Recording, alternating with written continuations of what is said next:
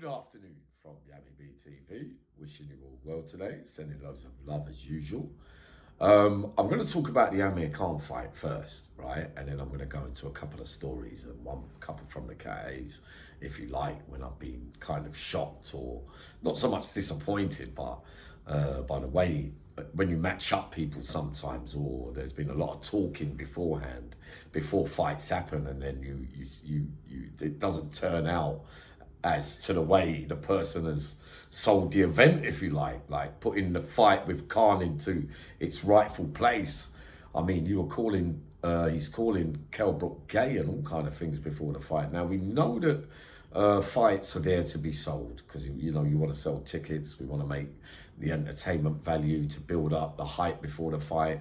The more things that are said to or fro, sometimes I wonder about whether it's best if you just don't say anything, and then you might not have egg on your face at the end of it.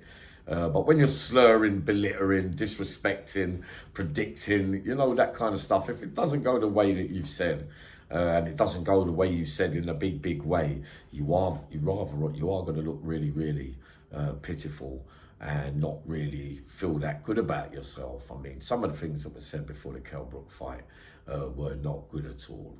You know, Brook responds by saying what he's going to do, and he does it, you know, so he's going to be saying, basically, I can back up what I'm saying because I did exactly what I told you that I would do. But to say that I was disappointed last night, now, I was having a running commentary with a couple of my besties, a couple of them down in Manchester, Fran Charles, Jamie McGregor down in Scotland as well. 1 second, please.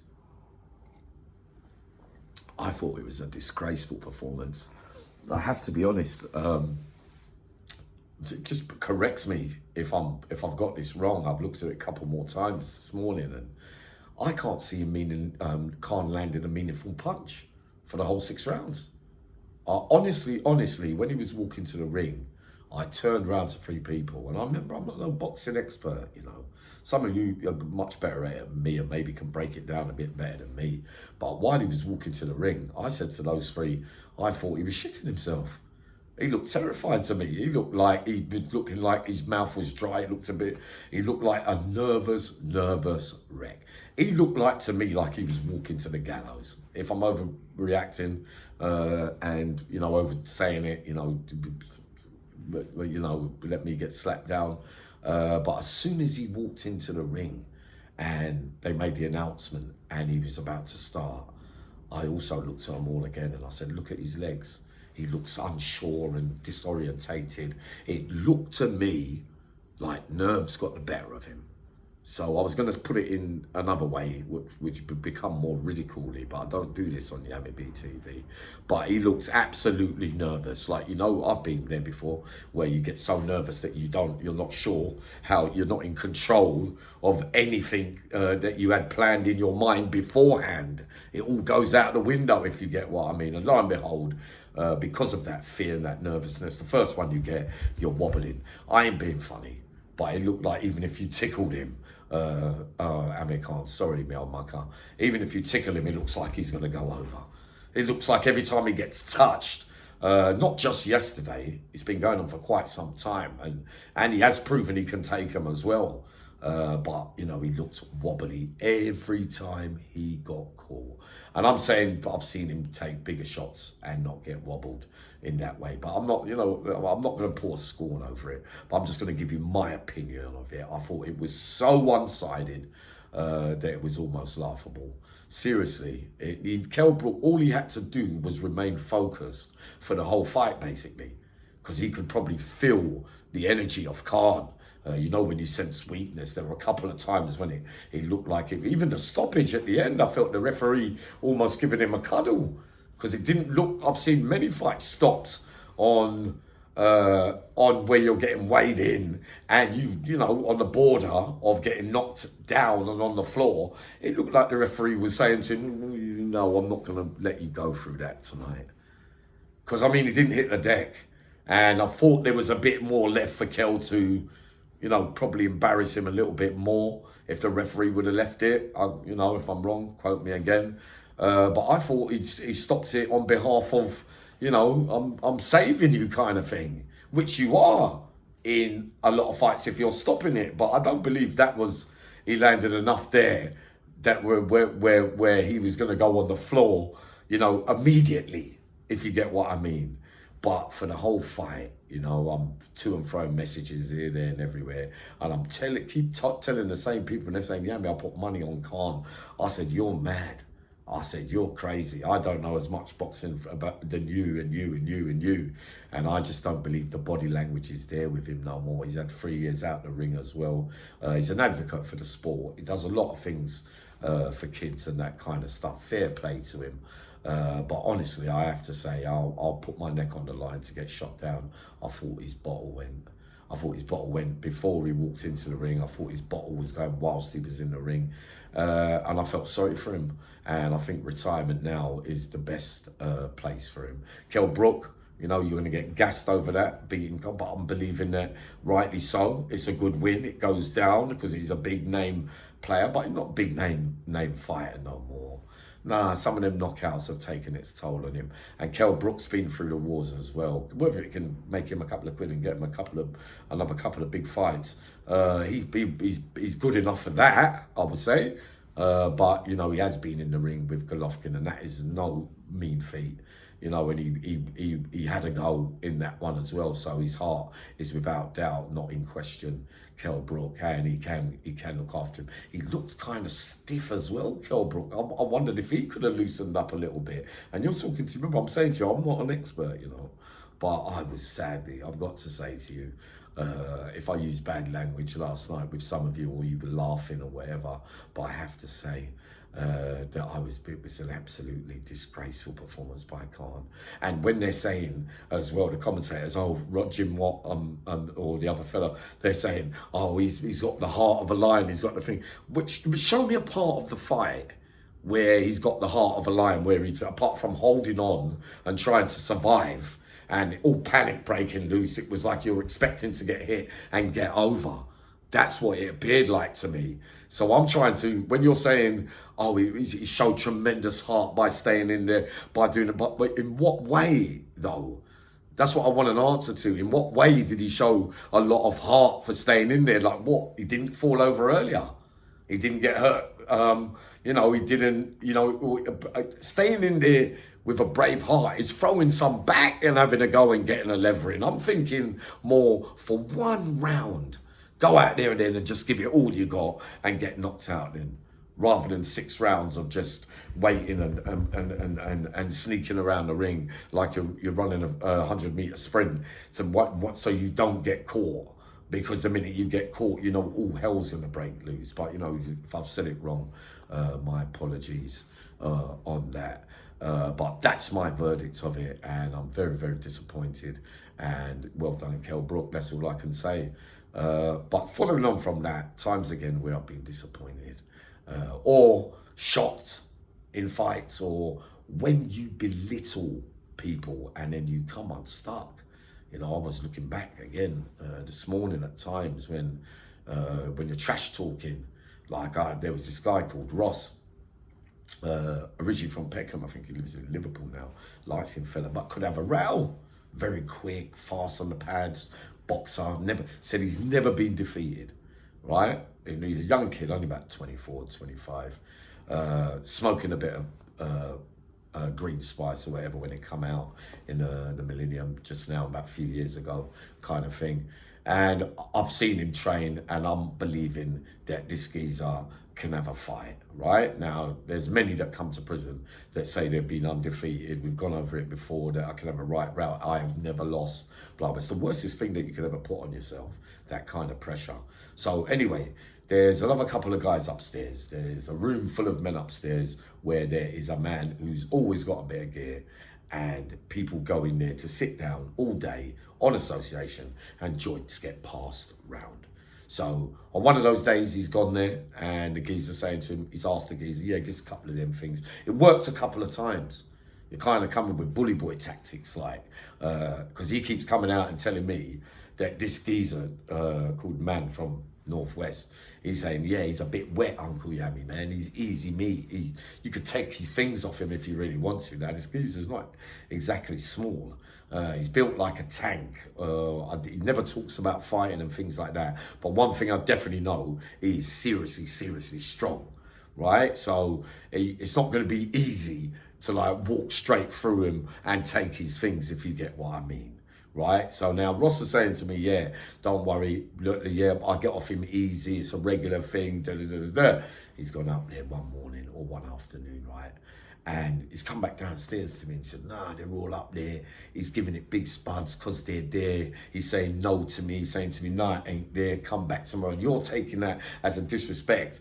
The geezer's given you a couple of times before, or given you quite consistently. Now he's telling you no. Now you're calling him all the names you've been calling him for how much months, that he's wet, he's a pussy, oh, this and that, I'll go in there if he's not careful. Now you're telling me that you watch me later on. I'm going to go in there and I'm going to take his things. And I'm saying to him, listen, I don't think it's going to be that easy. You know, you need to mine yourself out. And I think he's got a bit of backup in there as well, kind of thing. The geezer wasn't a bad geezer, the one from Northwest. He was all right. He used to share and share alike. He used to look after people, if anything. Not a bad fella, if you get what I mean. But again, we see what these selling drugs and smoking drugs and everyone being in the mix, what it can cause. And he's come downstairs anyway, and he said, yeah, I'm going up there barefaced, and I'm going to go and stick up everybody in there. So I said to him, good luck to you, right? So he's basically, sorry, 1 second.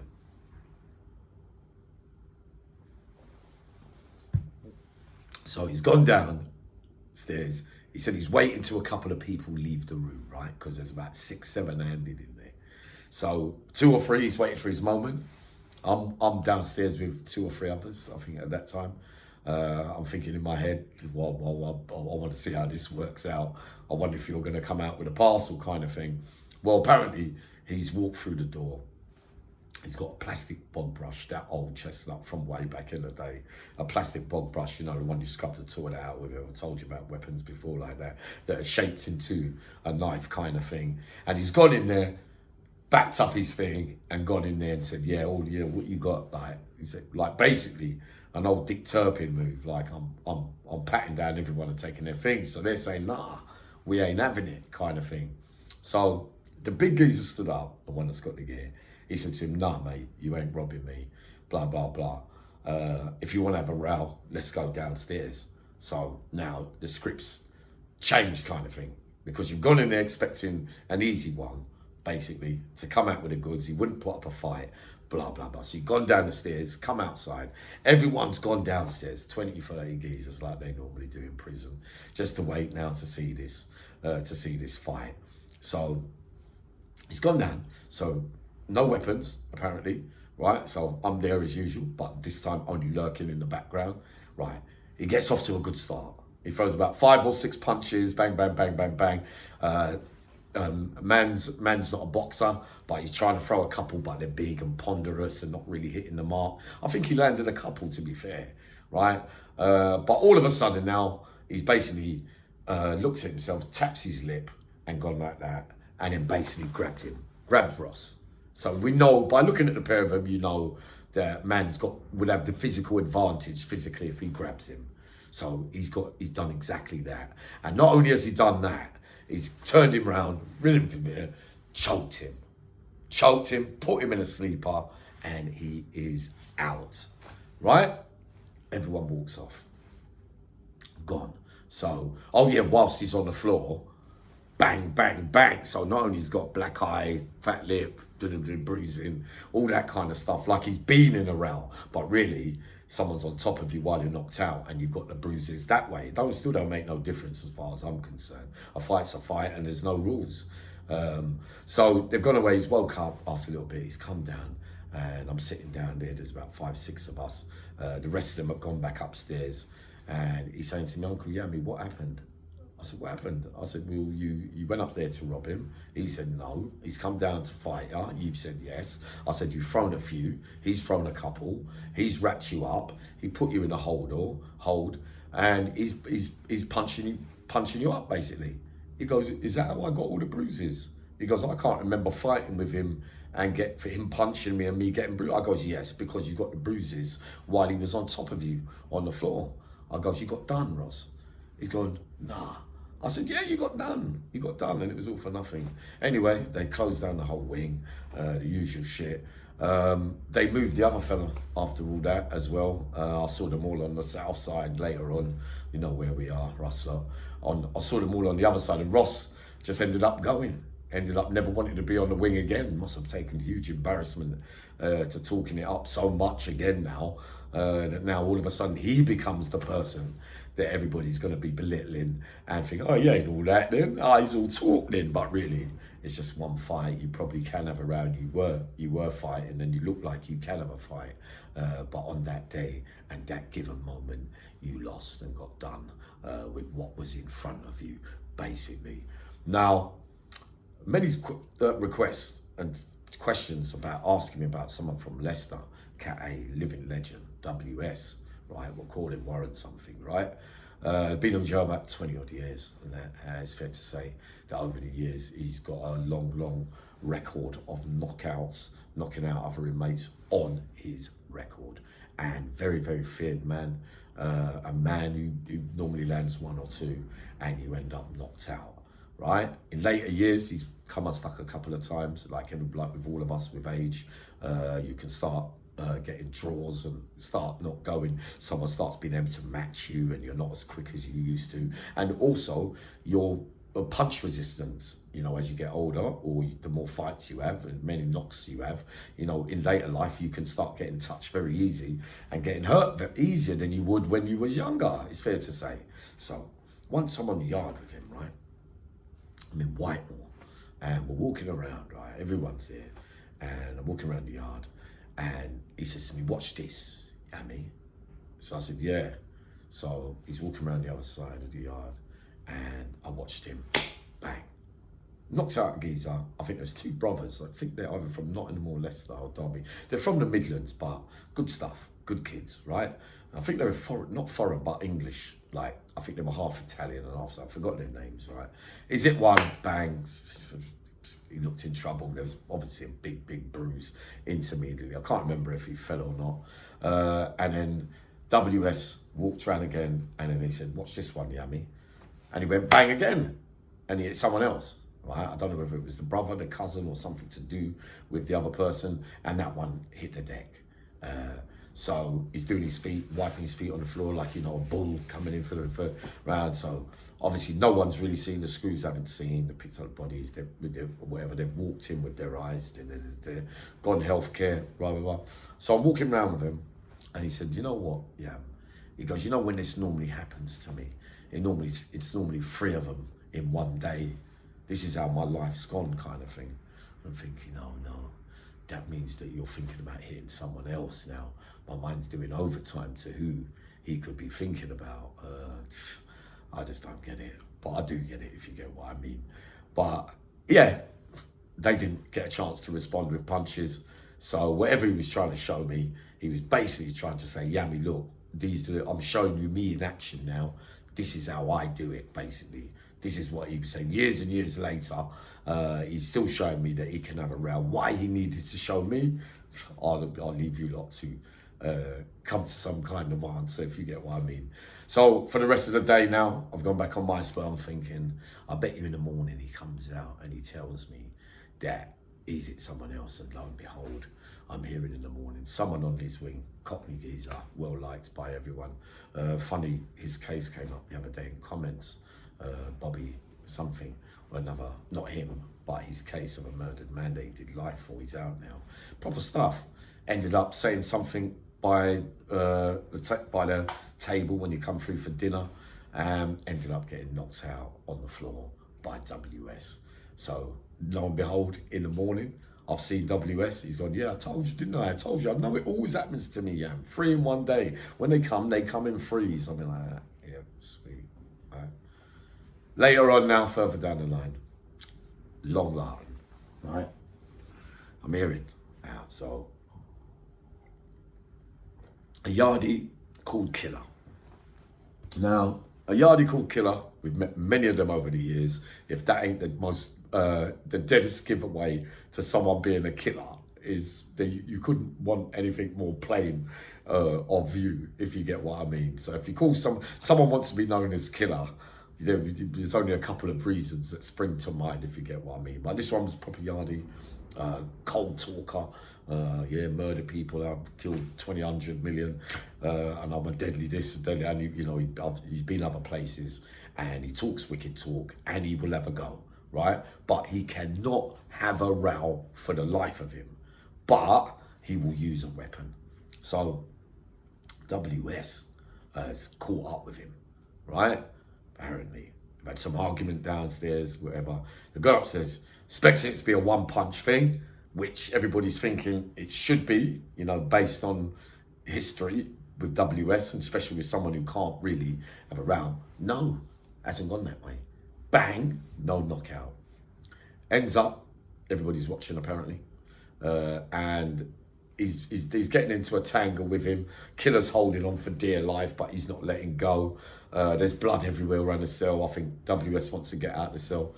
He's meant to have, you know, allegedly bit his lip off, bit it clean off where all the flesh and everything, and spat it out on the floor and got out of the cell, allegedly, and got away. Now, for that thing there, right, so afterwards everyone's saying, yeah, but how does he need to bite the Yardy killer when really it's meant to be a one-punch thing kind of thing? These are the kind of talks that go on in jail when things like this happen, right? But no one's saying it to his face, obviously. Only a couple of people can talk to him to his face like that. I named one of them now. I've heard him mentioned before. Well, I've mentioned him before to you lot. And so they've closed down the wing now because it's a serious injury, lips missing, da-da-da-da-da, lockdown. So when you get locked down in the CATA, sometimes for 3-4 days, you do not even come out of your cell. They put a note under the door. You're going to be fed through the door and everything, and that's how it works. Long Lartin, you would have to get your son, get your toilet stuff done when you're all unlocked, and it's the automatic lock-in device things. So over that, 4, 5, 6 people have got nicked over it because they can't work out who it is. He's down there. WS is down the thing. But obviously he's not saying it's him, he's not saying it's no one else or whatever. They end up shifting John G from Manchester down there, the big man. Bloody hell, he wasn't happy. Who else down there? I think someone else from Manchester that we mentioned before. Someone from Liverpool, a big name as well from Liverpool. Well-known lifers out now, doing well apparently. All down the block, but they haven't done anything. But they are all not happy with WS. And it turns out, I heard with my own ears anyway, John G turns around and says to him, listen, you better get me out of this. He turns around and says to John G, yeah, thanks for not talking, John G, and mention John G hit the bloody roof. He turned around and said to him, what are you fucking talking to? What do you mean you're glad? I shouldn't even be fucking down here. I shouldn't be down here even with you and your silliness. For someone you should have knocked out with one punch, you end up having a bloodbath in there by way of biting. On top of that, you end up having a fight a couple of months later, WS, and you get bitten yourself, and you're saying that ain't a fair fight, but you was doing it long before somebody else did it to you. Do you see what I mean? We know that you can knock out a lot of people, WS. That's without doubt. You have knocked out many. I've got many stories I could tell you about clean knockouts because he was a promising boxer apparently, but there are many that I've mentioned that wouldn't beat him one-on-one, and that's fact. Right, fact, and not scared of him either, right? So yeah, John G put it on him, said to him, listen, you need to be explaining yourself when we go back up and blah blah blah. And I watched them come somewhere else, and I watched him walk up to him when they hadn't met for months and months later. I watched him walk up to him and say to him, yeah, sorry, JG, you know, I didn't want to get you. No, first time I ever see him look a bit scared of somebody. Happened to the best of us.